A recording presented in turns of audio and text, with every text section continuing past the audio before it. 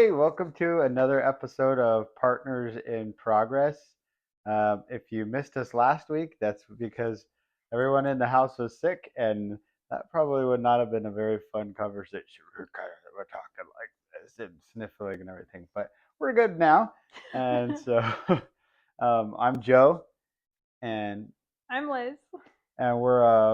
we are a a couple, and we are partners in life and marriage, but we're also partners in business. We're both entrepreneurs, and we're both in the coaching space.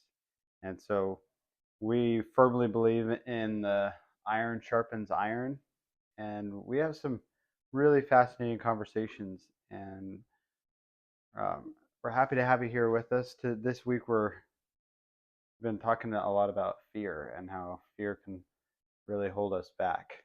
You know, I think what is it that a lot of people say it's an acronym, right? Yeah. It's F a everything and run.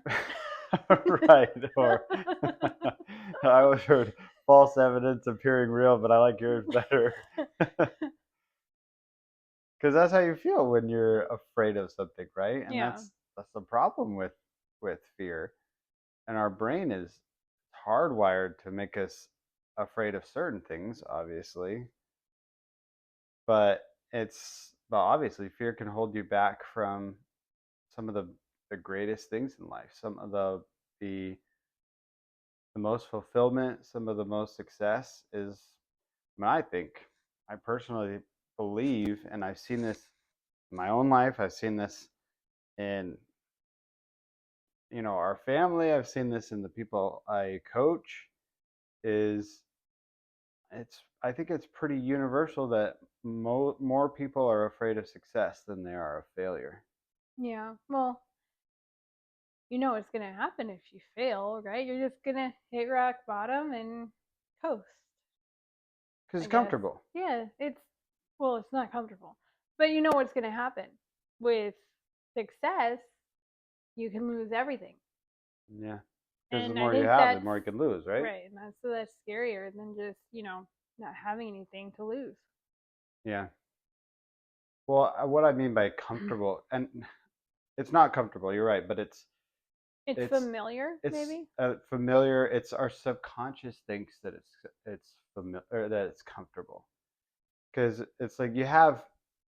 I mean, if you think of the pyramid of consciousness, right? So you've got your base level, which is kind of your foundation of your consciousness, is your subconscious, and your subconscious is designed it's designed to keep you alive.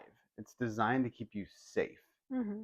It's not designed to keep you happy. But we're not It's not hunters it's and not designed to make you happy or say or fulfilled. fulfilled. It's not Mm. designed for any of that. It's designed to keep you safe. It's designed to keep you alive. Right. And we need that, right? Like we need the survival instinct to a certain point because we need to stay alive.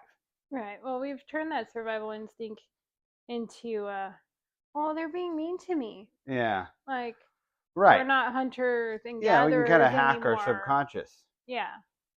And then you've got your conscious mind, which is that's designed to keep you happy and to keep you engaged. And then you've got your higher mind, your higher conscious, which is designed to give you joy and fulfillment. And some people think that happiness and joy are the same thing, and they're not. Obviously, we know that, Hmm. but anyway, it goes back to our subconscious is designed to keep us alive and to keep us safe. So it wants to keep us where we know what's Exactly. going to happen. Right. And Hmm. I was exactly what I was going to say because the re the way that our subconscious knows to keep us safe is based on patterns and is based on basically past data, like previous data. And so like you can use this in all kinds of examples, but it's designed in a way to where um, it'll say, okay, so we've survived. I'm saying me and myself As and a I, as humanity. this organism has survived Uh-huh. up to this point doing what we've been doing. Hmm. So there's no There's there's no no need to change change anything. anything. That's Yeah. like that, and the word change or the concept of change, one of the biggest things that really, I guess you could say, triggers our subconscious, because change means unpredictability. It means something we're not used to. But we've survived up to this point, so there's no reason for us to Yeah. change, Don't right? change. Well, don't fix Fix what something that ain't broke, right? exactly. so so when we start to change, when things start to change, then our subconscious just freaks out because it doesn't feel safe anymore, Hmm. right? But obviously we can't ever accomplish anything really meaningful if we don't change, Right. right? Well, let's go back to when Kaylin was diagnosed. Obviously, that was Right. scary. That was a Terrifying. change. Yeah. But when you're in that type of situation, Yeah. your mind goes into survival mode. Yeah. And you can, in a way, think very clearly because you're like, okay, this is what's going on. I need to be this way for this person to survive Sure. or for yourself to survive. Yeah. Like adrenaline just starts pumping. What do you think about that? Like, how do you think your subconscious takes fear in that way, where it's like a traumatic fear, Yeah. and turns it to where you're able to accomplish something? That's a good question. Just, Well, I think in that situation, the subconscious, that's the subconscious is doing its job, because yeah. it's like, okay, there's this really traumatic, horrible situation, and so it allows you, like you said, it allows you to think more clearly, because it's such a traumatic situation, because we're in very real danger here. Hmm. And again, like I said, your subconscious is designed to keep you safe, Right. right? We are not safe right now. And so your subconscious will start to will actually start to intake a lot of information to be able to go, okay, what needs to happen to where we can be safe again? Hmm. Does that make sense? Yeah. And then once you're safe again, then those fears of the traumatic experience start creeping back in, Right. but you're not thinking clearly anymore. The adrenaline isn't pumping. You're not actually in danger. Right. Your mind just thinks you are. It's just weird Right. how you can think clearly in those situations, but once you're out of them, you fear it happening again. And then you That's don't think clearly. yeah, It just doesn't. because like what I was just talking about with the past experience, the Yeah. past data, right? Hmm. So for in our case, when Kaylin got sick, that was something we never thought in a million years would have happened. Right. I don't think any parent does. Yeah, but it did, and it Hmm. happened. Now your subconscious and my subconscious has that data now.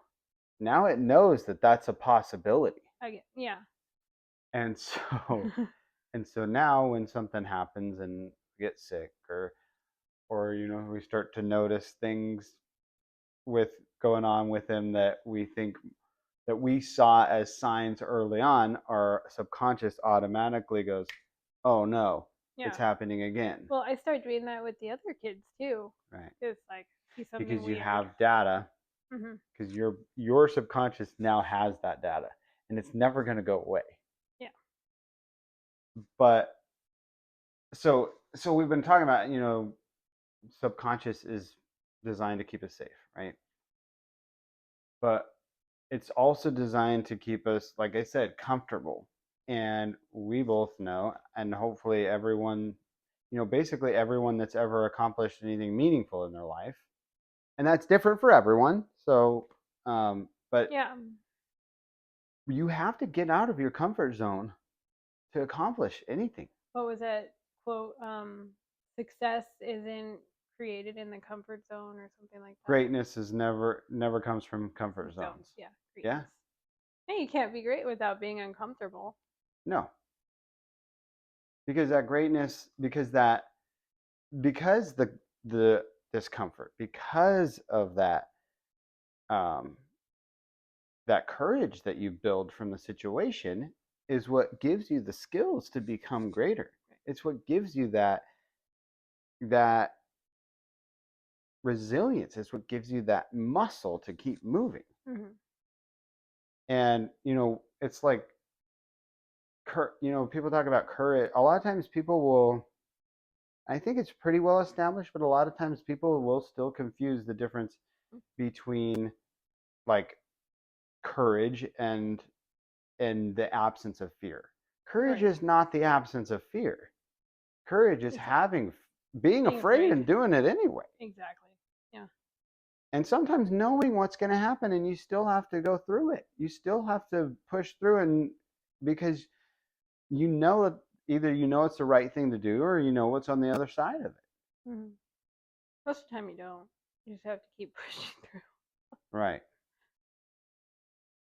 So what would you say is one of the main things that you've learned from pushing through fear? Courage. Well, I mean, fear has built courage in our I guess family. I guess I've learned that I'm stronger than I thought I was. Yeah. I learned that our kids are stronger than I thought they were, especially Kalen. I wish he didn't have to be that strong, Yeah. but he is. And he gained a lot of strength from going through that fear. He went through a lot of fear too. I also learned to lean on God, even though I still struggle with that. Yeah. Uh, I'll do, I think.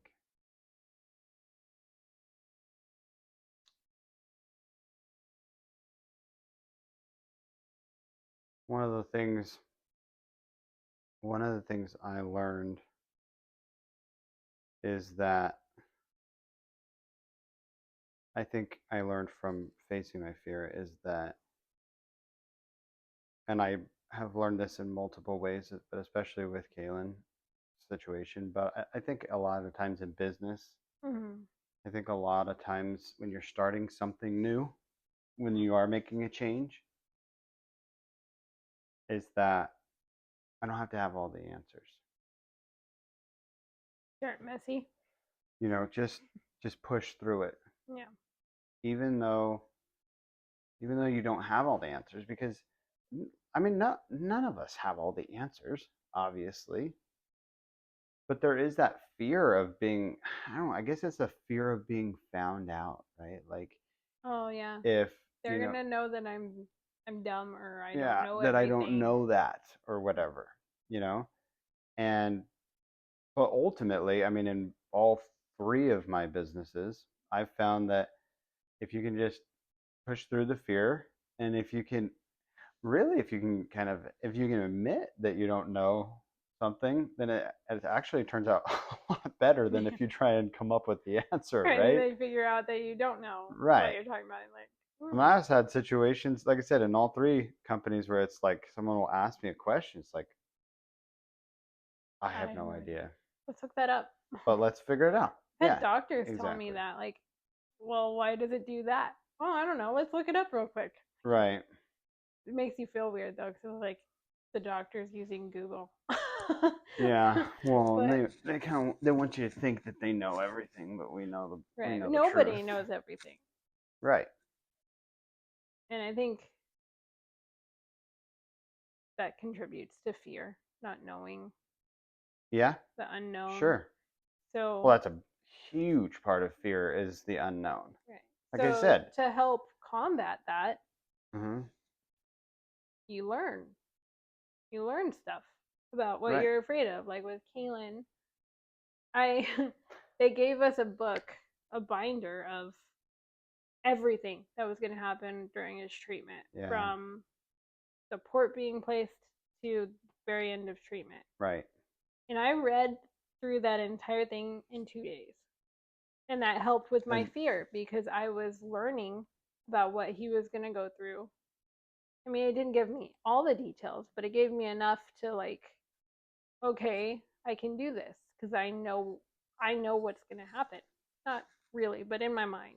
I Right. was like, okay, I can do this because I was learning and growing, Yeah. and that really helps. That's actually that's actually a really good point because one of the Tony Robbins talks about the five keys to Hmm. overcoming fear. And number one is feed your mind. Right. Feed your mind, meaning learn something new. You know, in that situation, in our situation, when we were, like you said, when we were just trying to figure out what to do, having that information and having that knowledge gave us the power to actually do something about it, right? Right. Well, once you like the word cancer is so Yeah. overused and has got this really bad, I don't know, vibe, reputation. Yeah, I don't know what to call it. sure. If you hear the word cancer and it freaks you out. What it Yeah. really means is that your cells aren't working the right way. And there's so many different ways that they couldn't be working the right way. Right. So Right. Kalen's, in his case, he was just making way too many white blood cells. Right. And it's a little less scary when you know that that's all that's happening. I mean, Right. it's big, it's a Which could lot, could be dangerous, obviously, right? but But it is something that your mind can be like, okay, it makes sense. Or like a friend of mine, her son fell and hit his head, hmm. and like they got an MRI and everything, and he had a little bit of bleeding right Oh here. yeah. And they're like, oh, he has a brain bleed, Right. and that really freaked her out. She's like, oh my god. Of course it did. And then later on, they're like, "Oh, it's just like a little bruise." I'm like, "Well, you could have led with that. It's like he has a bruised brain. That is a lot less scary than a brain bleed." Bleed. So it's like once you know exactly what it can be less scary. Yeah, well, of course, because you're shedding light on the situation, Right. right? The You're truth will set you free. That's it. Because a lot of, I mean, ultimately, a lot of fear comes from ignorance. Yeah, especially with like cancers. There's different kinds, and I don't think every cancer has its own name, but basically Yeah. it's like, oh yeah, you have cancer. And it's like, Right. well, what does that mean? Right. Now, How is that what going to affect me? what is the real information here that I can I take can hold of use, and yeah. use, right? Yeah, because and that's one of the things, and I won't go too deep on this, but because I want to stay on YouTube. But oh, one of the things that bugged me so much when Kaylin got sick was that they said, "Well, there's nothing you could have done about it. Yeah. It was just, it's Very chance." not And it was like, empowering at all. that's BS. Like, Yeah. and I knew at that time that it was BS, but I didn't know how. Right, because I it's didn't, just his body was giving us symptoms to right. something I'm just deeper. saying I didn't know why it was wrong, Yeah. why I believed that it was wrong, but I just believed it was wrong. I believed that it was like, no, there's got to be a reason that this Yeah. happened. And obviously, um, if any friends interested in that, Liz actually coaches on that and would be more than happy to give you some information on that. And hit her up for a discovery session. She'd be happy to go through that with you. We'll go through all those details right here, but she's very, very knowledgeable when it comes to that. But back to the fear issue of it was that if I truly believe that there's nothing that I could have done Or nothing that we or there's did. nothing that we did, I am stripped of my power at that point. Yeah, because then there's nothing you can do to I help am him. completely powerless. Not that I need to have power. It's not that kind of power. It's Right. the power of being able to make decisions, the power over your own life and your own family. Because you have the power to change. Exactly. Exactly. And The power to if change. And nothing was so if wrong, there's no way, if it's completely random, I'm powerless. yeah. And that will lead to like absolute terror and hopelessness. I mean, it's Yeah. no wonder so many people who have cancer or have dealt with cancer are just completely out of their mind terrified because they truly believe that there's nothing they can do and that Mhm. there's nothing that could have been done. Now, I'm not saying we should go live in the past and say, well, if I had just done that. Right. I Well, don't think there's that's no way to useful do at that. all. There's Yeah. no reason to do that.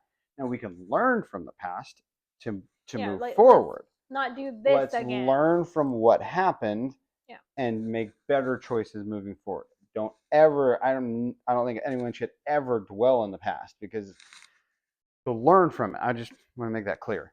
Um, but knowing what happened and what could have caused it gives you power. It gives you a sense of certainty to know that you can make some shifts and that you Mhm. can make a difference and that you can help other people ultimately, right? Help our family first, and then you help other people with that because of what you've learned, because of what you have experienced and gone through. Now you have the tools to help other people. Now you have the tools not only to help us, but to help other people, because you're empowered to do that. Mhm. And because you took that initiative to feed your mind daily, right? Yeah. And then that actually leads directly into the second one, which is feed, strengthen, and train your body Mhm. daily. And I don't mean cram your face with whatever you can find. I don't mean go find a probably can't say any brand names, Mickey's or something. Don't just go buy all the fast food. I'm not saying just eat. I mean, feed your body with Yeah. something that's Right. Be useful. intentional on what you're putting into your body. Exactly. Yeah. Read labels. Stay away from seed oils. I won't go into everything. I just Yeah, we can you, go down that rabbit trail too, but but this isn't the you health one. being This is the fear one. you being intentional. But it can be scary because it's It's like true. all these things are happening to It's your true. body and you don't know why. Right. Like even if you don't have cancer, maybe there's some pain or something like that. Sure. And it's like, well, why is this happening? Like me, I'm losing my hair, but I know why that's happening. It's from stress, and that's my own problem, and I need to figure that out. And we're dealing with But that right now, right? yeah, then we're dealing with my fear over here of going bald. We're gonna match soon. Oh man, well, that's not as bad as you'd think. But I know why it's happening, so now I can empower myself into changing it. Sure. It's not as easy as it like just saying that, It's not it just like, okay, I'm going to change, and then you're automatically changed. It takes time. Same with eating right. Right. It takes time. Of course it does. Yeah. And it takes a lot of dedication and commitment because you got to read all the labels, which is really And kind of annoying. and I think we've touched on this on a previous episode, but do it in stages. Oh, yeah. Do it in Start pieces. small. We did not we did not like swallow the red pill. I mean, I guess we did, but I mean, we didn't swallow that red pill and then immediately change everything. Well, there's I mean, we some did some. We immediately started using glass. implementing juicing Mhm. and using glass as much as we could instead Switched of out our pots plastic, and pans. and so we did a lot of that, and we changed our water filter and all that. But you got to do it in small pieces. You got to do it in manageable pieces, So I guess what and we then look back. I'm sorry, I keep interrupting, but okay. I'm really excited about this because it's like Okay, Dean. this is this is the this is the essence of change, though. This is the essence of being empowered, is taking these small steps, taking these small actions, which eventually will turn into habits, because you build those and you keep doing them over and over. They turn into habits, and then those habits become part of your identity. They become who you are. And it's not so that you can be better than someone else. It's so that you can be better than you were yesterday. Right. And so that you can continue, and hopefully, whether you're a coach or not, you can use those skills to help other people. That's like the ultimate goal in life, is to take what you've learned to be able to help other people. Right. Like sharing the gospel. Exactly. So you take these pieces that you've learned, you build them into habit. That becomes part of your identity, and then upgrade that, and then you go on to the next thing and you build something else, Right.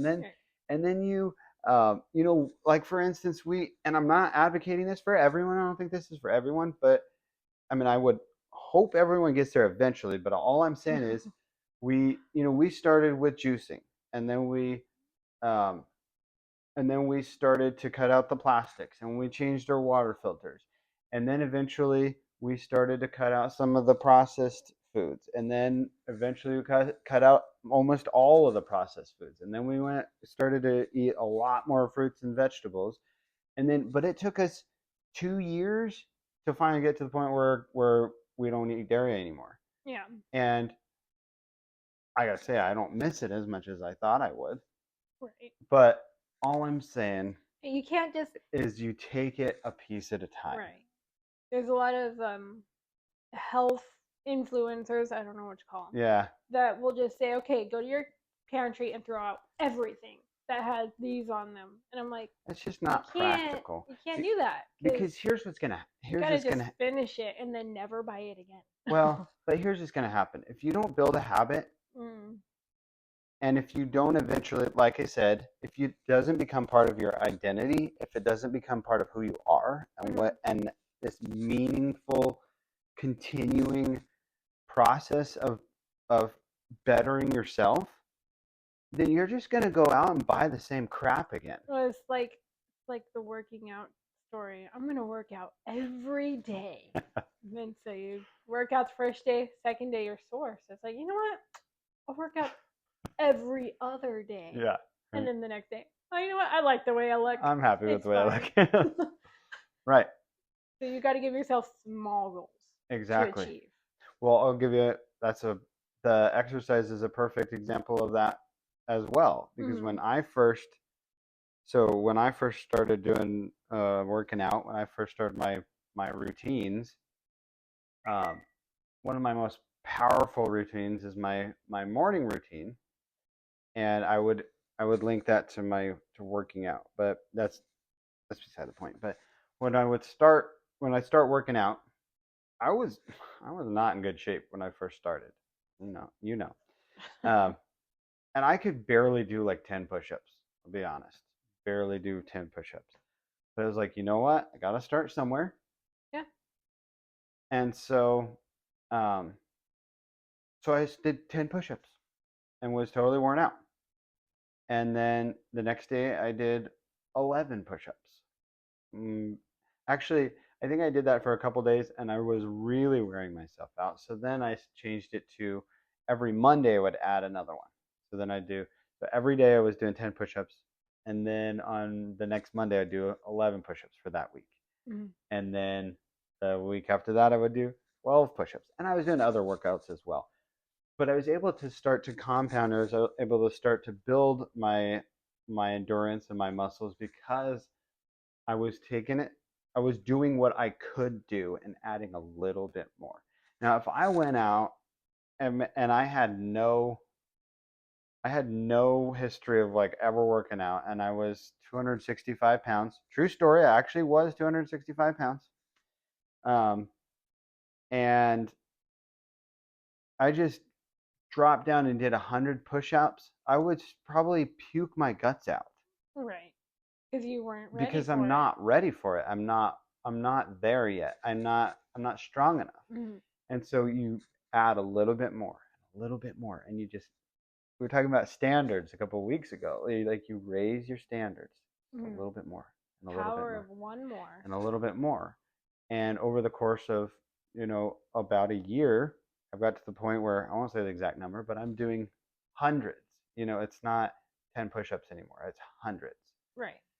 And I don't and I still feel really tired after my workouts because I'm still continuously pushing myself. Right. Because if But you now only when I did do 10 push ups now, it would be like, okay, that was right, if I did 10 push-ups now, nice. and it's different for everyone. Again, I just want to throw that disclaimer out there. I can't do 10 push ups. Everyone starts somewhere and has their own goals. So Right. my goals are a lot different.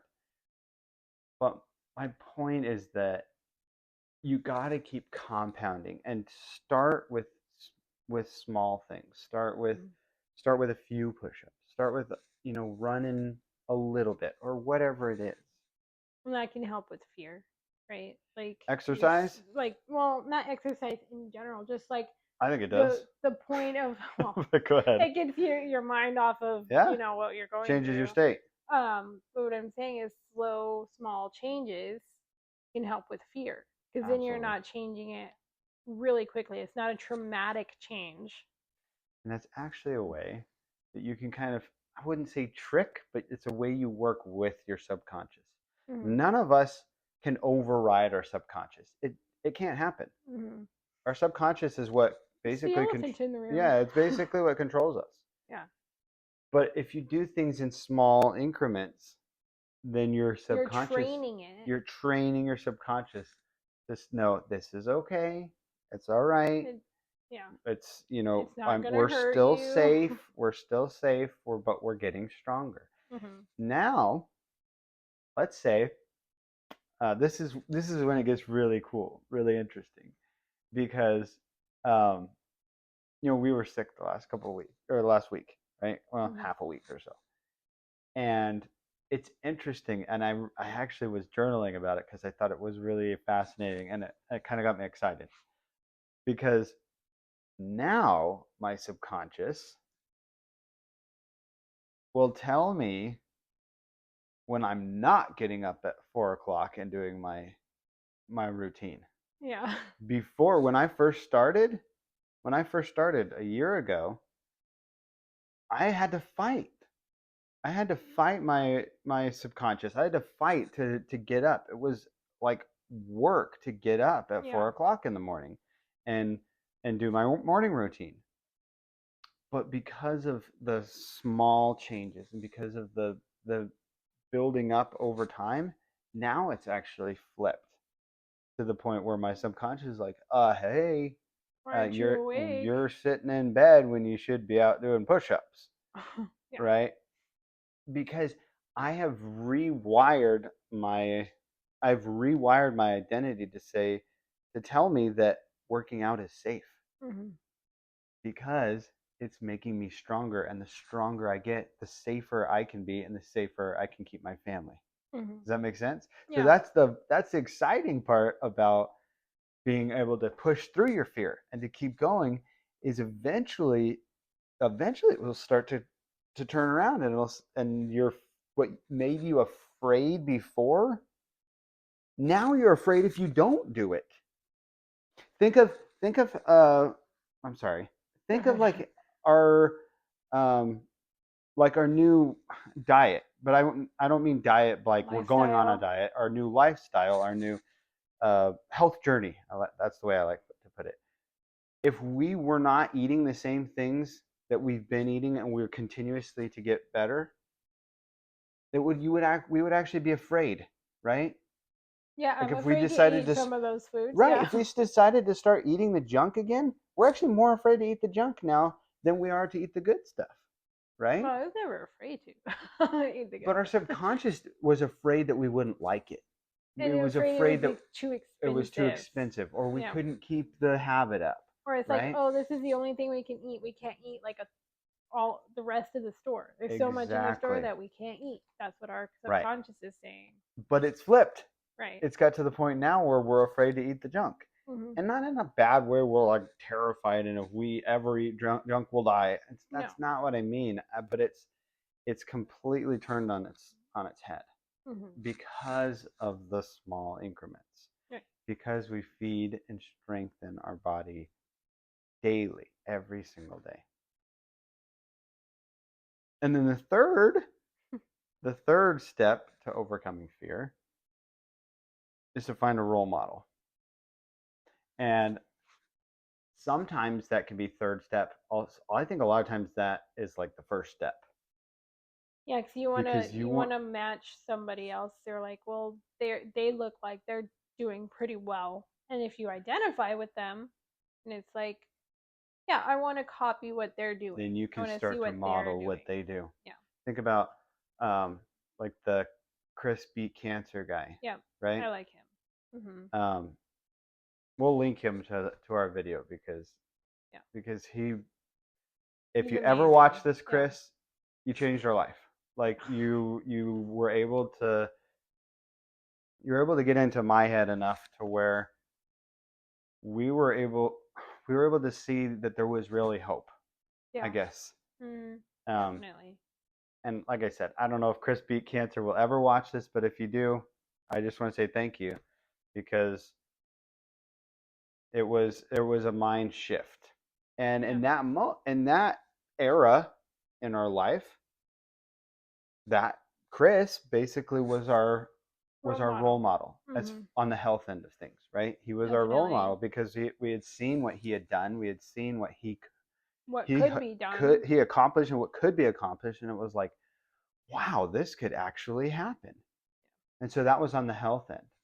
Yeah. You know, I think most everyone that watches my channel knows that I'm uh, I'm in the Tony Robbins and Dean Gradis AOC coaching groups and everything. So that they've changed my life in a lot of ways there as well. Obviously, the main one that's changed our life is God. Right. Well, he's led He's us the to these ultimate role people. model, but Yeah. he's I agree. He's led us to these people that have what we need when we need it. Well, when Kaylin got sick, we would pray every single night for wisdom, Yeah, and God would give us that wisdom. And it a lot of times it's through somebody else. It was through. almost always. I mean, it was on Facebook of all places. I saw that Chris Beat Cancer was doing his course for free for 10 days, and it was right when we needed it. It was Right. God. Yeah, absolutely. And then yours was God as well. Yeah, So, I mean, of course. I And think God can use people like them to help. of course. And and not to mention, we've had a lot of, emotional, spiritual, some financial support from our church family and our trail life friends and everything. So we've been able to find role Community. models and communities in for every different aspect of our lives. Yeah. And so having a role model is critical to be able to keep moving forward. Yeah. It definitely gives you some encouragement. And it gives you, and it really, like I said, like we were talking about earlier, I mean, one of the one of the things that triggers fear the most is ignorance. Well, and a great role model, if you choose not to like go on Facebook or whatnot, Right. Paul is a great role model. He went through a lot, Oh yeah, he did. and he was resilient, and he came out on the other side praising God every time. Yeah, he got bit by a snake one time and then just Well, he shook was it on off into the fire. a shipwreck and put in prison, and Yeah, he went they through just a kept lot. going. And yeah, he's a great role model, I Yeah, must say. it's true. Yeah, you got to have a role model. You have to have someone to look up to. And God knows that. That's why He built the discipleship system. Hmm. So you got to have a role model. So that was you got to feed your mind daily. You got to make sure that you're continuously feeding your mind. And I don't mean clickbait. I mean reading Books, something like real books, books. right?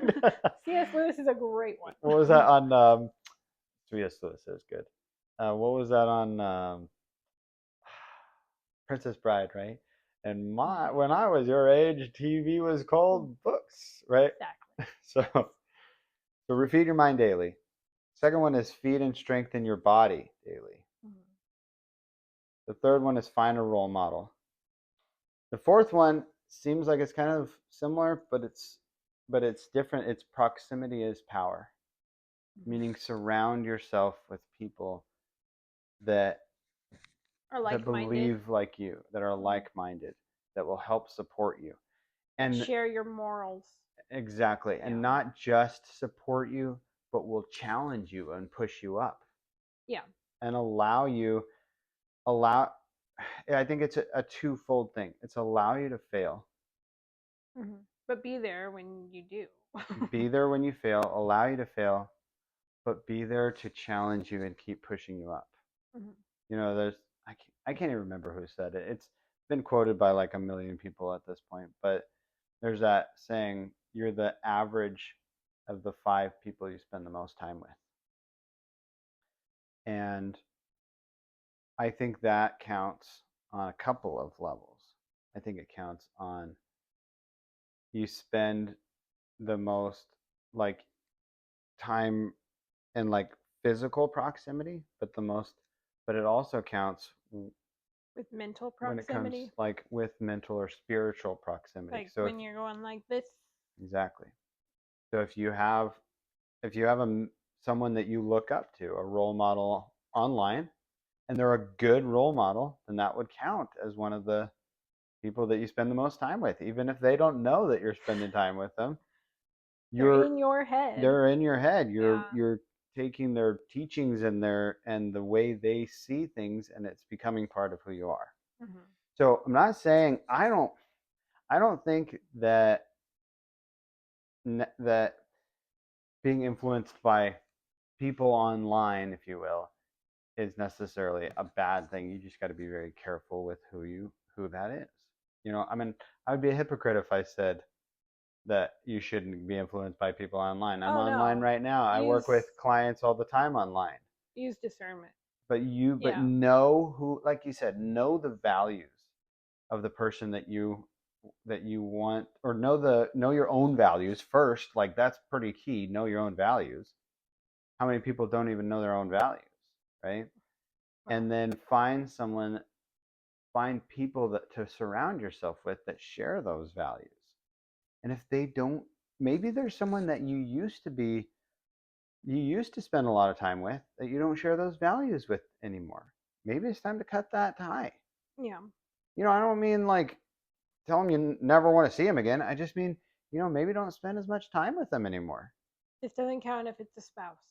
Obviously. Just saying. Just putting that out there. Right. But if you've got a friend that's, it's like I have a mentor that says, don't take advice on making money from someone that's broke. Like Hmm. that makes sense. Yeah. But Don't take if marriage advice from someone who's not married. yeah, right. Or definitely someone who's definitely not from someone who's never been married. It's like, Right. why would I take advice from or parenting advice from someone who's never had kids? Yes. That's always been crazy to me. but yeah, I mean, ultimately, you want it to be someone that That you that look shares up those to. values. Yeah.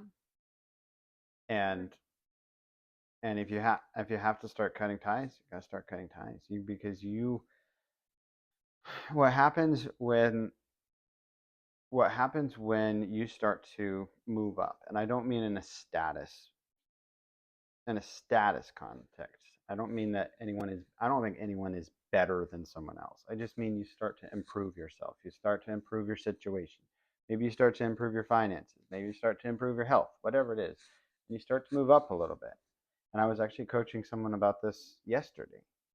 And I was telling her that there are, what happens is when someone starts to rise, the people around them in proximity, right? They will automatically start to compare themselves. Hmm. It's human nature. It will always happen. Right. I have a coach that says we live in a cult, or he says his culture is a culture of progress, not comparison, right? Well, and I understand, I believe in that, but at the same time, we will always compare. People compare. Yeah. And so when someone starts to rise, the people around them will start to compare. Oh, wow, how'd they, you know, Why are they they're doing really that? starting to get healthier. Man, they lost a ton of weight, or maybe they're getting they may got a lot of success in business, or they're having an amazing marriage, or they have a bunch of kids, or whatever it is, right? And then people around will start to compare. And when they compare and they don't measure up, They they'll start start to feel bad about themselves. and then put you down. And then they have two choices. Mm. There are two choices, and I'll let you guess which one is the most common, which I don't think you'll have much trouble. Either they will say, "Hey, how did you get up there? Yeah. I want to do that too. That's awesome! Like, what did you do to lose all that weight? What Hmm. did you do to what did you do to get those that many sales? What did you do to have such an amazing marriage, right? Yeah. Or they go, hey, get back down here. Get back down here. Yeah. You don't belong up there. Because we start to compare and then we start. And so, which one do you think is the most common? You're gonna put the other person Tearing down the other person because down. it's easier to tear someone down than to lift yourself up. Easier. Yeah. And then you start to get resentment, you start to get bitterness, and then you get this people that start to go, they got lucky. I do that. Oh, They're that must just lucky. They just them have the right people at the right something must have time. happened. Then things just happen just right for them, but Sometimes. you don't see all of the stuff behind the scenes. Right. You don't see the years that they slaved away to try and get that right. You're just You seeing don't their see success. you You just see know, the success. You just see what happened. And you think an amazing marriage takes no work? Like, heck you no. don't see that work. Right. You just see the results from it. You've got those two choices. You've either Yeah. got the choice of try and pull them down with you, or how'd you get there? Can you help me? Yeah. And you know what's interesting? Most people that start to improve their own life are more than happy to help other people. Oh yeah. More than happy. Nobody goes, oh yeah, I'm not going to show you how I lost weight. Figure it Of out. course not. I figured it out. You figure They it would out. love to tell that story, Oh right? yeah. Because what happens when you like I use this example a lot, but like what happens when you see a really great movie or you have a really great meal or you read a really good book, right? You want to share it with people, Yeah, right? definitely. And same thing that happens with success or with health or whatever. That's the same thing. Of course you want to share it with people. Right. But most people don't take the time to ask. They just go, "Oh man, they just must have got lucky." Or maybe they got liposuction. Or Yeah. maybe they're on a They're pill or they're on a something, pill. Yeah. instead of being like, "Dang, you lost a bunch of weight. How did you do that?" You know? Yeah. But most people don't ask. You just assume. They just assume. So proximity is power. So let's see, we went through feed your mind daily, feed and strengthen your body daily, find a role model, proximity is power, and the last one is probably the one that people have the most trouble with. Give more than you expect to receive. Because what happens when you come from a place of gratitude that turns into generosity, so you don't think about the fear anymore. When you're truly in it to help other people, when you're truly there to see them succeed and to see them have the breakthrough, you're not afraid anymore. Sometimes, I mean, do the issues go away overnight? No. Sometimes you're still in that storm. Yeah. But when you're in there helping someone else, you don't notice the storm anymore. Probably why Paul did so well. Well, Probably God, so. and then. You know, I've done, and I'm not tooting my own horn. I really want to just make sure I'm not raising myself up, but I know when I've been in situations where I helped people, whether it was with coaching or help or health or whatever, and I was able to help them and I got nothing in return, it was okay because I helped them. What is it that's saying? I feel I choose to feel love when I give it instead of Right. when I receive it. Yeah. Yeah. And when you choose to feel love and choose to feel service and served when you give it, it changes. It really changes. And you're not living in fear anymore. Are you gonna have those moments when you're afraid? Of course. Are you gonna have those moments when you have to have the courage to keep pushing through? Obviously. Now you have the tools and the knowledge to know what to do. to keep pushing through. Mm-hmm. When you are focusing on other people, when you're focusing on how you can serve them, and you're looking at their life as I like to look at other people's lives and my own too. But especially when I'm coaching, I like to look at their life as two things at the same time. Two. I don't like this. Four. Two things at the same time. I like to look at it as a tapestry. Mm-hmm. The painting. It's something that's in motion. It's continuously changing and it's becoming more and more beautiful as they're painting their life. Mm-hmm. Second thing I like to see is it's a puzzle Mm-hmm. and they're piecing it together. And if I can help them find the one puzzle piece, if I can help them make that one stroke, I'm not going to do it for them, but if I can help them find the right color, Mm-hmm. or if I can help them find that right piece and they can put that piece in, Mm-hmm. that's all I ever want, is being able to help them find that purpose and find that extra piece. And I know that because there are so many people that have done that for me. So many people that have done that for us. Mm-hmm. We're talking about role models. There are people that are in our lives personally. There are people that we've only seen online that have made massive differences in our lives. And they have, in one way or another, come along beside us and helped us find just the right color. Mm-hmm. Or maybe they took the tapestry and they just changed their perspective a little bit. Yeah.